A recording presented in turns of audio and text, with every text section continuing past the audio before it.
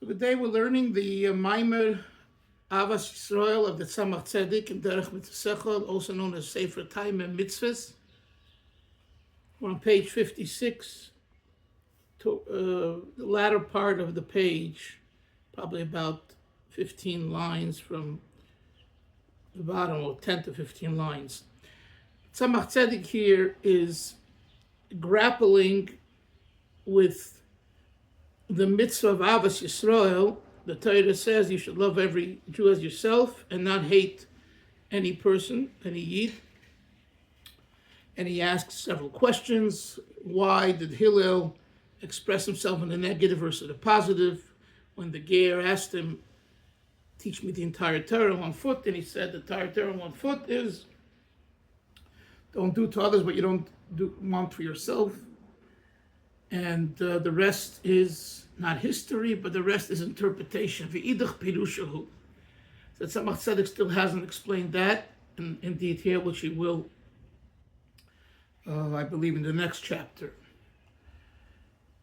But what he did explain, and what he's in the middle of explaining, is this concept that Arizal says we should say before we begin davening. And Tzemach Tzedek added a nuance that I mentioned a few times and emphasized that is relevant to Yichud Hashem. In other words, when we say Shema Yisrael, Hero Israel, Hashem Elokeinu, Hashem Echad, we talk about Yichud, God's Yichud, how God is united with the world. That's why it's Echad is the Ches, the Zayin Rakiyim and Oretz, the 7 heavens and the earth, which equals 8. Dalid of the Echad, of the word Echad, is the 4 sides of the world, east, west, south, and north. And they're all buttled, they're all subservient to Aleph, which is Hashem Echad, Alufi Shaloilam, the master of the world, the God. But this idea is not the idea of Bittul, the idea of Yichud. In Chassidus, there's a difference between what we call subservience, i.e. Bittul, the famous word Bittul, nullification, or obliteration, versus Yichud, united. The difference basically is Bittul means that the object becomes totally disregarded, obliterated, subservient. Levatel.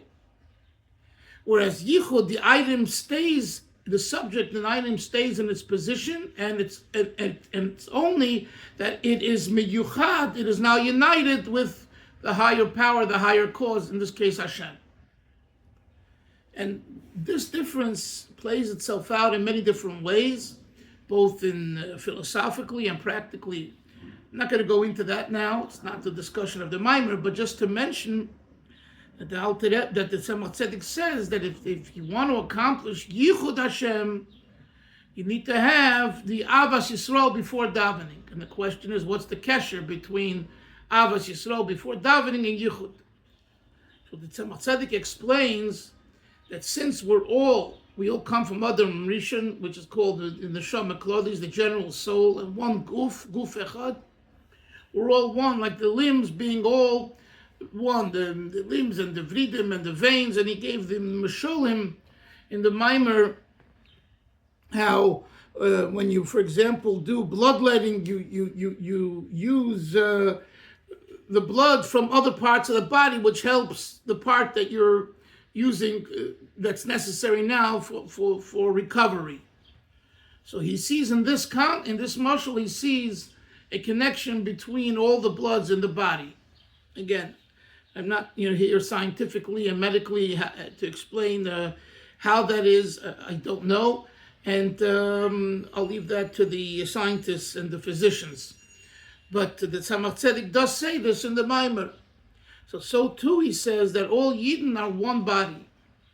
So if there is a breakdown in the body, that there's one limb that's not well, it impacts all other limbs. Some, even if it's not revealed and consciously, but subconsciously, and there's an impact that one part of the body, when it's not well, impacts the other parts. So too, if someone is lacking Avas Yisrael, love for another Jew, even if it's just one Jew, it impacts every other Jew. And this is the reason the Tzemach Tzedek says that the Arizal said vidui confession. So his Talmud, Reb Chaim Vital, asked the question, why would my Rebbe have to say confession? He didn't murder, he didn't do this, he didn't do that. It was a tzaddik. So according to the Tzemach Tzedek, he explains it that you're right, he himself didn't do these things, but the fact that other Yidden did these things, it's as though he did it as well. In other words, he's lacking something. So let me explain this. He's not just saying confession for others. He's saying confession for himself, because he's lacking something, because he's not complete with another Jew who did that sin, right? So that this concept is a very important concept. The idea that I am complete. I have my shul, I have my rov, I have my community, and the fact that there are others that are not that way, etc. Okay, I'm not with them, and they're separate, and we call this insular, right? With you just think about yourself. Tzemach Tzedek says here in this mimer, and that's why it's such a foundational mimer, the mitzvah of Avos Yisrael and Derech Mitzvosecha that we're learning, is that you in your base medrash and in your house are not whole. You are missing something. You think you're not missing, but he's telling us you are missing. What are you missing? You're missing part of yourself, because the other is part of yourself. So if the other person is not beseder, is not proper, you're not proper. And for that, the Arizal said confession. That's a revolutionary thought. And I would say that it's a thought that probably others would argue with, in the Frum community, in the Orthodox community, to say that I am not beseder because someone in Japan, a Jew, is if he knows better, not if he doesn't know better, is committing a transgression. It's a far out thought. It doesn't resonate. And this is what that's everybody. Yes, but yes. Fish also hold from that. Yes, but my dear Yaini, Kol Harevim Zeh Lezeh is to an extent. I'm sorry, it's to an extent. I don't want to go into now. This is not. We got to learn the text. But Kol Harevim Zeh Lezeh has been around for thousands of years, and yet, at the time when the Baal Shem Tov came along, people walked across the street from ignoramuses. Kol Harevim Zeh Lezeh. No, Kol Harevim Zeh Lezeh in a general way, but in a very practical way, I'm walking across an ignoramus. That was then, 300 years ago, right? They also see their arvus as giving musper. Exactly. That's another thing. You're sort of saying that their responsibility, the arvus means responsibility. One for the other is to chastise and give musar. And the Alter Rebbe reading chapter 32 in Tanya said, which it says in the Torah, amisecha is from the word am shebecha.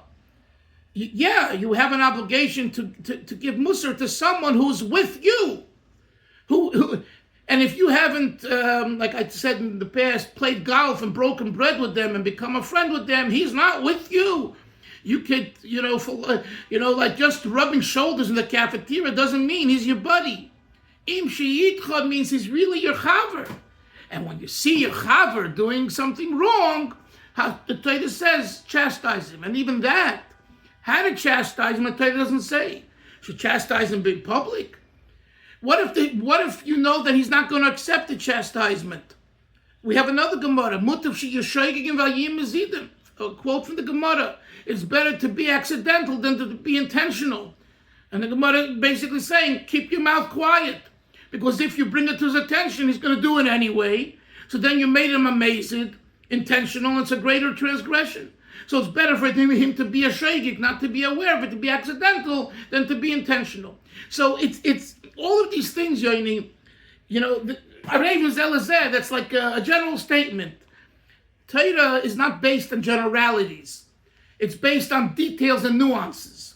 And then, just for the record, because since you mentioned it, I mean, what are you saying, Kol HaRevim? You live in Eretz Yisrael, and there's such a departure between what they call Chilonim and the Charedim, and I mean, come on. It's like, you probably know, I was this weekend in Cincinnati. I led a Shabbaton in one of the Chabad houses in Blue Ash. Is a section of Cincinnati, and one of the heads of a certain division of the Reform movement, I know him, and he came, and he was there for an hour and a half, and he loved it, So at the end, he says that the local rabbi, the shliach, Rabbi Mangel, he says, sends him every week a Dvar Torah, with a message of more practical means. So he says he likes it, and he says, that's exactly what we do, the Reform movement with Tikkun Olam. No. So, I listened, and I nodded my head, and we went on. But, there's Tikkun Olam, and there's, not the same person didn't allow me to put up a mezuzah on the front door of the archives when I was researching 2 years ago. The same person. Why? It's superstitious. A mezuzah is superstitious. He probably forgot about it, but I didn't. He would not. I wanted to buy it. I was going to buy and gift them a mezuzah for the front door. I said, it's called American Jewish Archives. You should have at least a mezuzah on the front door. No, it's superstitious. So it's very easy to say, Kol HaRevim zeh lezeh. And what is the Arevim? The Arevim is that I wanted to put up a mezuzah in their facility, taking responsibility by being proactive and being positive and putting up a mezuzah. So far, it hasn't happened. So one attitude is, how can I be your brother? How can I be your sister? How can I be, together with you? And this is not something that is foreign to us and to many of you. You have relatives, parents, siblings, cousins, and you come to a simcha, you come to a simcha, and if it's not a kosher event, or it's not no mechitza, on and on, I don't have to tell you, you all have dealt with these issues, right? So Kol HaRevim zeh lezeh is just words, Yoini. It means nothing. It means nothing. I want to see it practically. Kol HaRevim zeh lezeh. And that's what the Tzemach Tzedek is getting us to. Just be aware and sensitive that Arevim zeh lezeh means really Arevim zeh lezeh. It doesn't mean that Chas v'Sholem you should go against halacha, and you need to ask your Rav. Like I told you, I was once invited to a wedding, and a woman who they called a rabbi, was doing the ceremony. And this was a person who was Orthodox and became Chabad, and a real close person, a friend, and it was a child of his, And so I asked right away, a Rav, a serious Rav, what I should do, how should I do. So I went as inconspicuous as possible, which is pretty difficult with this big beard, But I sat all the way in the back together with my wife, and, just kept low key, because that's what the Rav told me, okay? And didn't, of course, stay around and left after the chuppah. But what I'm saying is, it's not easy. These are real issues. How do you balance? So Kol HaRevim zeh lezeh is a very general term. I don't want to speak more about it right now. I just wanted to, And when you say, even the Litvish hold of Kol HaRevim zeh lezeh, I won't comment on that right now. I believe you could understand the difference between the way Hasidim and Chabad, not Hasidim, way Chabad looks at Kol HaRevim zeh lezeh and others. And I would say that Chabad's way of looking at other Jews has impacted, whether it be Litvaks or others, where there is more of a closeness and openness to bringing in people who are not. But if you think the job is done, it's not. I know a woman who probably in her 30s, she met someone and they like each other, and this woman's mother, it doesn't want to, is so upset because this woman, learned in the Beis Yaakov school system and then left, okay, for whatever reason. And we're having a hard time getting the mother to like be open, be thankful your daughter wants to marry a Jew. Do you understand? So and they happen to be Litvaks, okay? This family, this mother. So it's not pashut. It's not pashut. But I want to say this isn't just by Litvaks. There was a chassid, Reb Shoel Brook. He's already passed away in the 60s, but they're a prominent Chabad family. And Reb Shoel had, I think, 8, 9 or so brothers and sisters. All became communists. One of them came to Israel, and he was in the theater. He was in the theater. Reb Shoel never wanted to meet him. He wrote him off. And right? Because he came from Russia. He came from a different period. He didn't come from the Rebbe's Chabad. In his Chabad, a communist is a communist. You sold your soul to communism. You're not religious. You want to bury religion. I can't have anything to do with you. And that's coming from a big Lubavitcher Chassid. At the time, following the fifth Rebbe. So I'm just saying that this isn't an easy issue. But anyway, let's get back to what we're learning here. So the Tzemach Tzedek now, let's go to page 56. I want to learn some text. We are Velochein Stavino. Again, about 15, 20 lines, 3 words from the end. Velochein Stavino Gam Kein Lev Kol Adam Yisrael. Therefore, we were commanded to love every Jew. Shari Kol Adam Kol Mikol Neshama Yisrael Kenal, because every single Jew is inclusive of all other Jewish souls. Minu Evorim, as we mentioned earlier, the concept of the limbs. Kein Yesh B'Zu Losei Gam Kein. Every Jew has the other Jew within himself. V'yev Zu Losei Kemohi, and he shall love the other like himself. Now here the Tzemach Tzedek is explaining without saying it, you shall love the other as yourself. How can you love the other with yourself? It's impossible unless you look at the other as yourself. Let me ask you, Moshe, to love yourself, do you need to ask yourself every time, am I Moshe Braun? Am I Menashe? No, you know you are. So you love your hand, and you love your foot, and you love your body, and if something hurts, you get upset, right? Says the Tzemach Tzedek, that's the exact same way you have to look at the other person, because he's part of you. So if you look at him as an outsider that you have to impose love on and concern, it's impossible to have the same love as yourself, for him, to have the love for him as you have for yourself. But if you look at him as you, then you can have the same love because you love yourself. And he is also yourself. So what's the big deal? The big deal is to come to that recognition. That's his point. V'chein, continuing the text, V'chein hu kol b'zulosika now. Not only is your friend included in you, but you are included in your friend. As we mentioned earlier, b'kishrei varim, regarding the connection of the limbs. Zeu gam kein, and this is also shetzarech lekabel of mitzvah zukei matfilah. That's why we have to accept this mitzvah before davening, kadesh yuchal lim zinavshe be'echad, so that you should dedicate your soul to God. When you say echad shetalav ne Hashem, that you should ascend before Hashem b'prinas man, in a way of mayan nukvim, feminine waters, means from below to above. It's generated by you. B'krishma, when you say Shema Yisrael.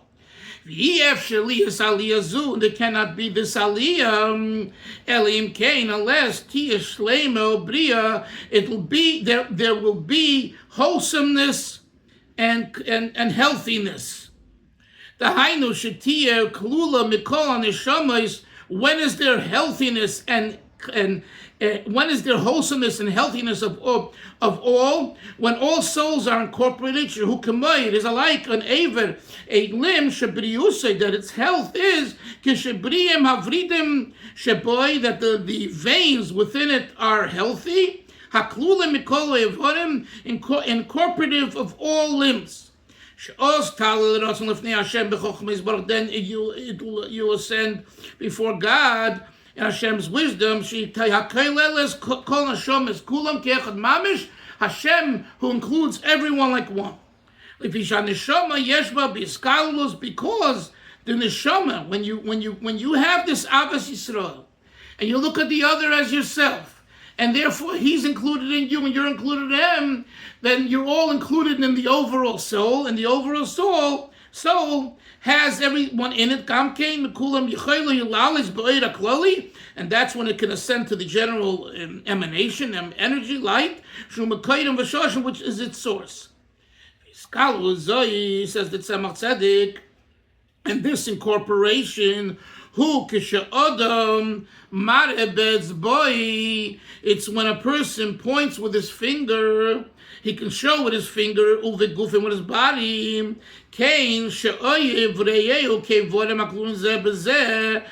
just like the limbs are incorporated one in the other.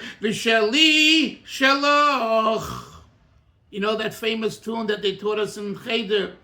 Omer Rabbi Akiva, v'yohavto l'reyacho kamoicho. Omer Rabbi Akiva, v'yohavto l'reyacho kamoicho. Sheli sheloch, zehu kol ha'torah kulo. Sheli sheloch, zehu kol ha'torah kulo. Hey, ay, ay, ay, ay, ay, ay, ay.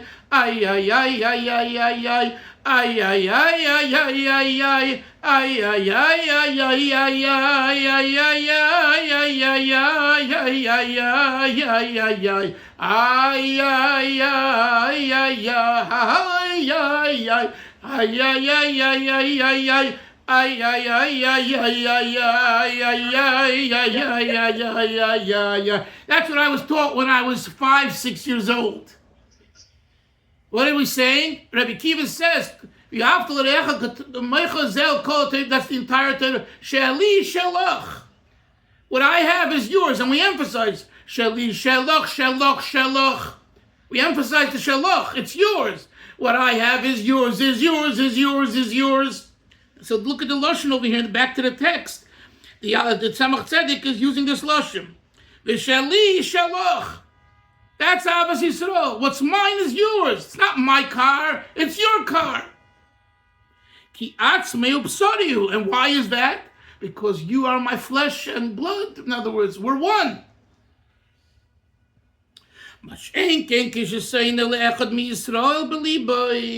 Conversely, when if, God forbid, you hate another Jew in your heart, even just one, what you're doing is separating that part of yourself from you, that includes this other one, and you're pushing it away. You push it away from yourself with hatred. Or you hate it when you remove your will and interest in it. And when you do that, guess what? There's a blemish, and a deficiency in your soul. Why? Because you're missing that part. You're not complete. Nasa balmum, and then you become spiritually a blemished person, known in Hebrew and in Torah language, a balmum. Because in truth, every specific limb is inclusive of all 613. And that is because of the incorporation and inclusion of all of the other within yourself. And by you having hatred to the other, you separate from yourself that particular detail, and then you cannot ascend in a willingly way before Hashem, as it says in the Torah. If an animal has a blemish, don't bring it as a carbon as a sacrifice. Who incorporates everyone, however, he won't tolerate such a sacrifice. Why not? Because it's lacking, it's deficient of something. This particular animal is missing a particular limb. Because Hashem also includes a mum. You understand? Not a mum. Hashem includes someone who's lack. Your attitude towards him is that he is lacking and he's deficient, so he's a Baal Mum. And Hashem knows that. So L'poyo, Hashem won't accept such a carbon. When you bring a sacrifice, and the sacrifice is missing part of its wholesomeness, Hashem says, I don't want it.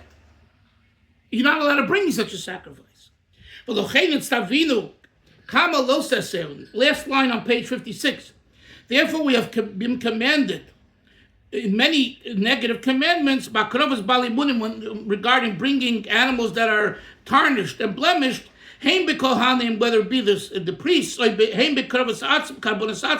whether it be we ourselves bring the sacrifice. Top of page Chavtes. We've also been commanded lahakriv kol korban tamim, that we should bring only a sacrifice that is complete, tamim. Kidichsiv, tamim yil eratzin chuli. When it's complete, it will always be favorable. So the Tzemach is saying that when we consciously separate another yid from ourselves, we are a Baal Mum. And Hashem says, I don't want you. I don't accept. And now this is such a powerful thought. Again, talking about, I learned Torah. I learned in Koilo. Right? Do you have Avos Yisrael to every Yid? And if you don't, you're missing part of your limb spiritually, and you can't be brought as a carbon. You're a Baal Mum. That's what he says here. So, B'meila, what's the alternative? To love everyone and to look at everyone in a positive way.